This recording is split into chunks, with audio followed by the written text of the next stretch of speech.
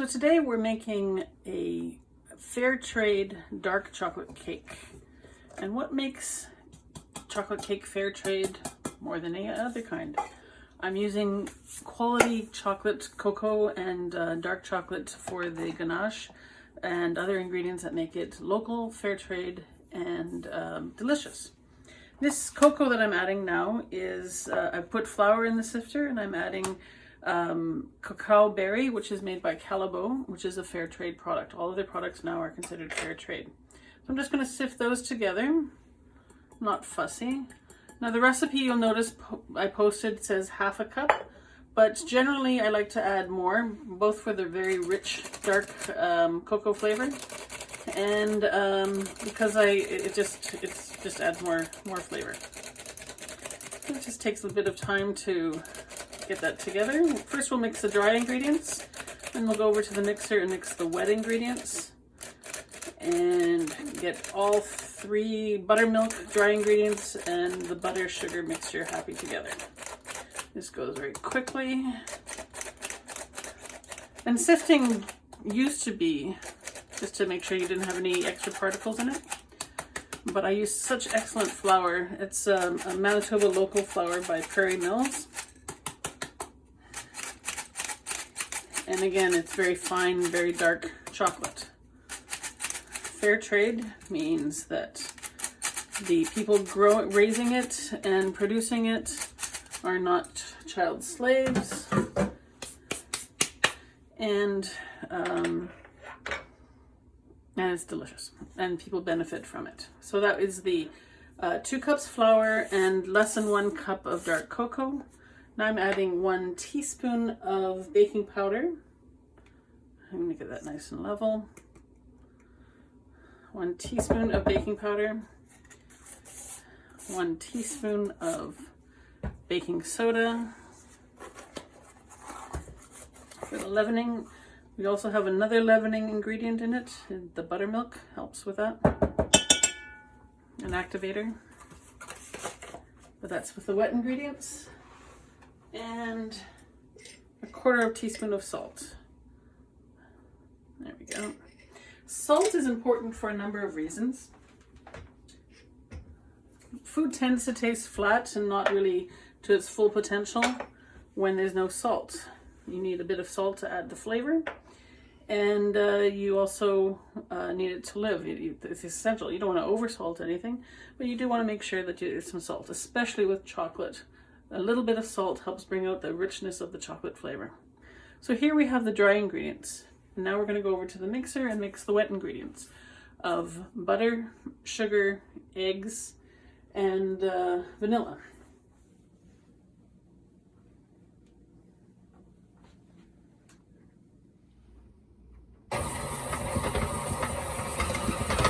So for the wet ingredients, I mix butter and sugar, and I'm using Notre Dame butter, which is a beautiful, really excellent local butter. And later I will be using local Nature's Farm eggs, always excellent quality. And we have such incredible, great ingredients here. So it's just starting to incorporate. I'm going to get it nice and fluffy. And I have in the measuring cup buttermilk for later in the mixture, and vanilla, which I'll be adding to the butter and sugar. So while that's mixing, I'm going to just crack the eggs.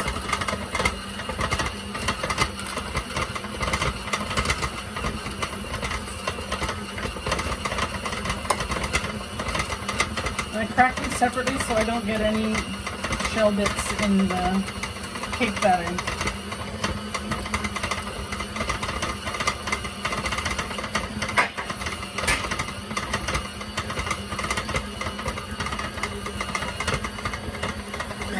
Quite nice. I'm going to get it nice and fluffy.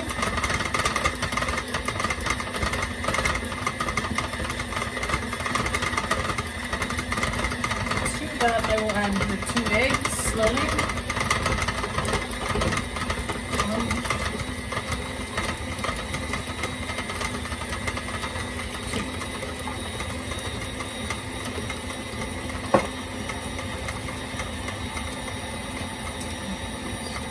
beautiful golden yolks from Native Farm eggs. And I'm going to add once that's fully incorporated, I'm going to add 1 teaspoon of vanilla. Now this doesn't look like vanilla bottle that you might have at home. I did happen to live in Kerala, South India. There we go, 1 teaspoon. And they grow vanilla there. Vanilla is very labor intensive, which is why it's expensive. I want to make sure that I'm buying vanilla that also is slavery free, so we have a wonderful flavor, and you know that it came from a good source.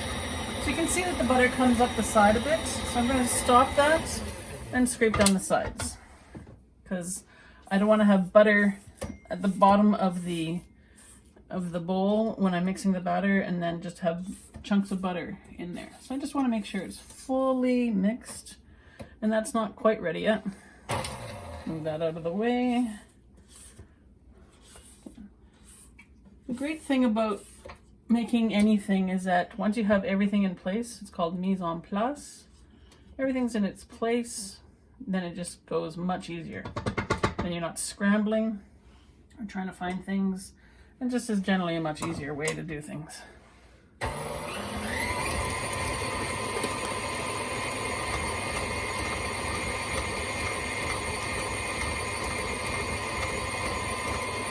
So that's beginning to look nicely incorporated.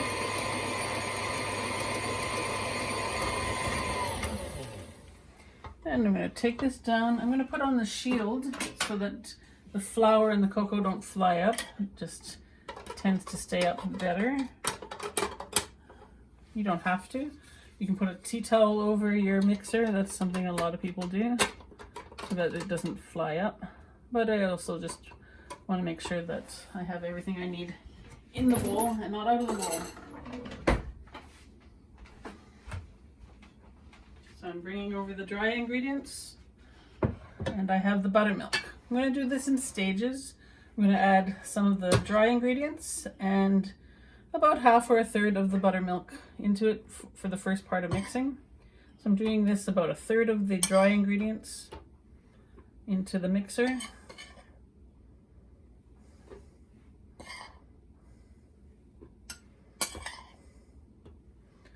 It looks like about a third. And you can use buttermilk. In this case, I used incredible local organic dairy. I made kefir, which has very similar properties to buttermilk. Very high in the enzymes that you like. And get that started.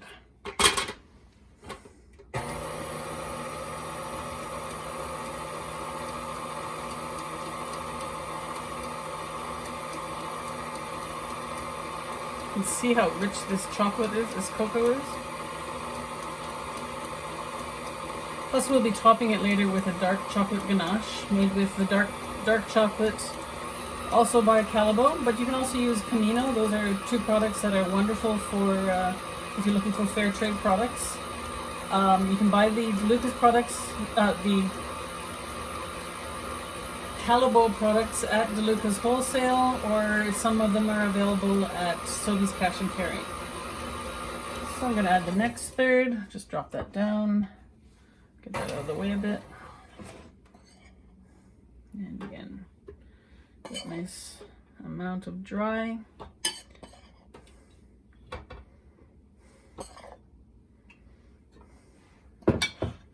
And the buttermilk or kefir. Incorporate that.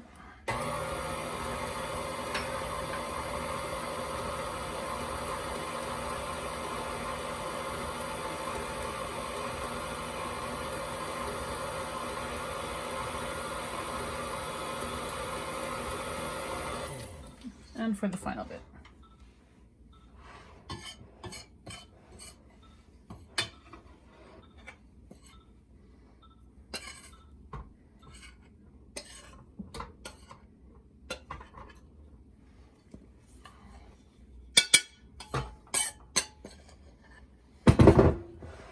Make sure I get it all into the batter.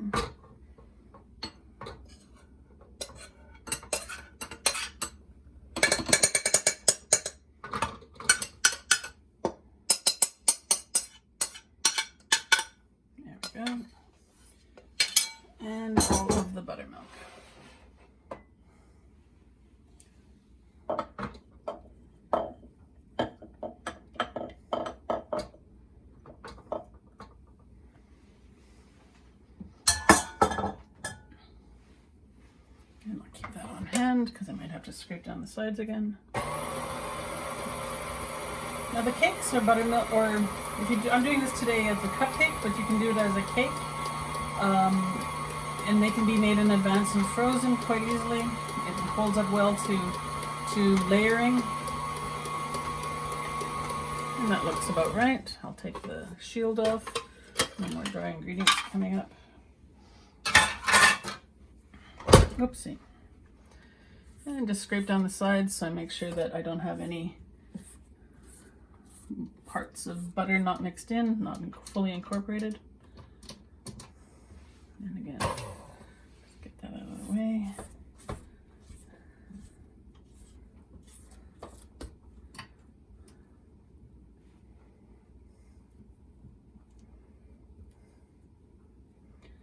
This is a cake that my 11-year-old insists on having every birthday and every time possible. She'll probably help with the icing.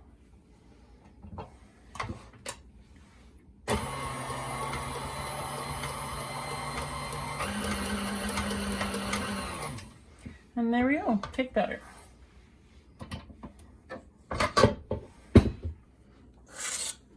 So I have the oven preheated to 350 degrees Fahrenheit. And I'm just going to scoop this out into cupcake tins that I've lined with parchment paper cups. Those seem to be the easiest to come off after baking. And I will bake the cake itself bakes for about 30 to 45 minutes, depending on your depth of size of cake tins. I usually grease the bottom and then line it with parchment paper, just for ease of removal from pan and to keep the cake nice and moist. This is a very nice, rich, moist cake.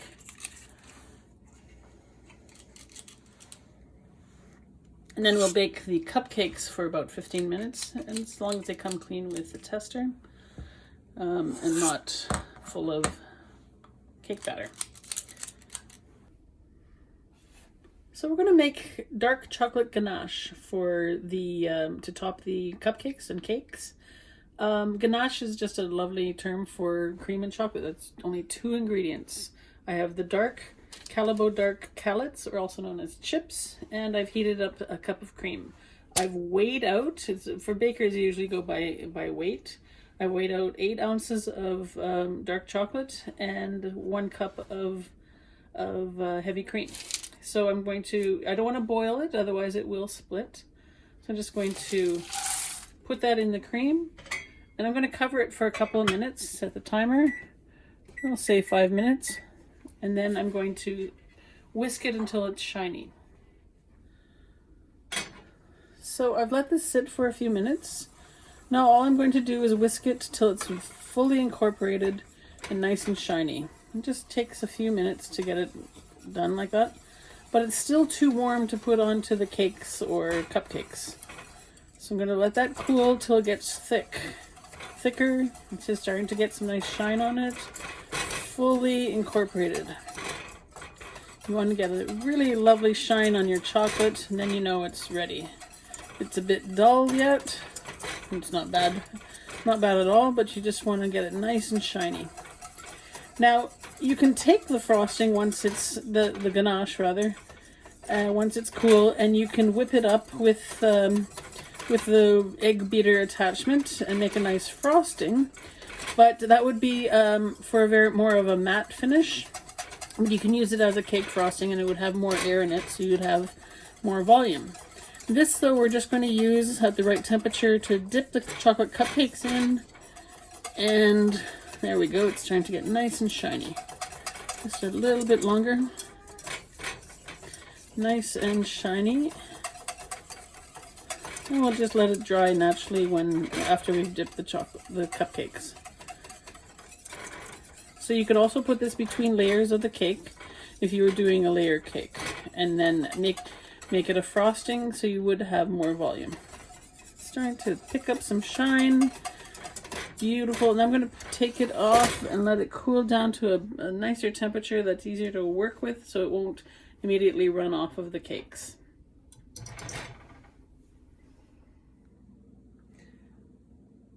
So now we're going to ice or put ganache on the cupcakes. You want to be sure that the cakes or cupcakes are completely cooled, or you will not have the best result possible.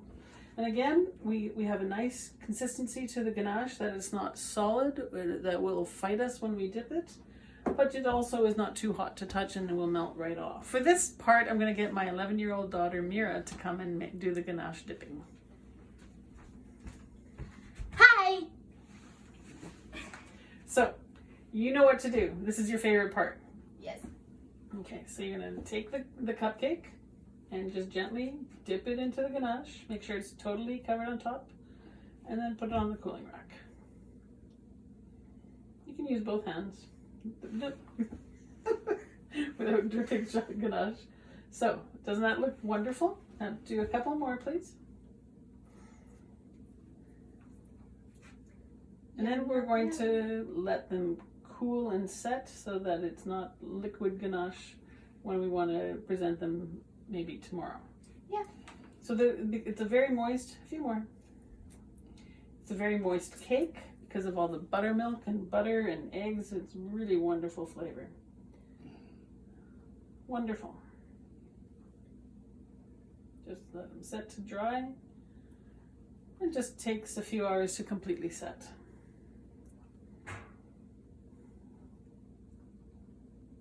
So what's your favorite part about chocolate cupcakes? Eating them. Eating them. Well, I think that's going to have to happen pretty soon. Yeah. Okay, make sure you don't get your hand in them. One more maybe. Okay. How about two so that I enjoy this? Well, you do that one. And then, there you go. Put it down to dry, to set. And how about we take the paper off of one now that it's completely cooled. When it's completely cooled, you can take the papers off easier than when it's still warm. So this one, Mira is going to taste test after she puts the ganache on. We're going to let it set first. So put it down and let it set. Go wash your hands. Always washing hands. The final bit. Taste testing. Okay, wow. She hates this part. So what we're going to do is you're going to taste the one of those that you put ganache on. Okay. And just let us know your general feelings on it. Okay. Okay. Now, it is a bit early. It's still quite liquidy, but I think you'll enjoy it regardless. One bite! Mmm.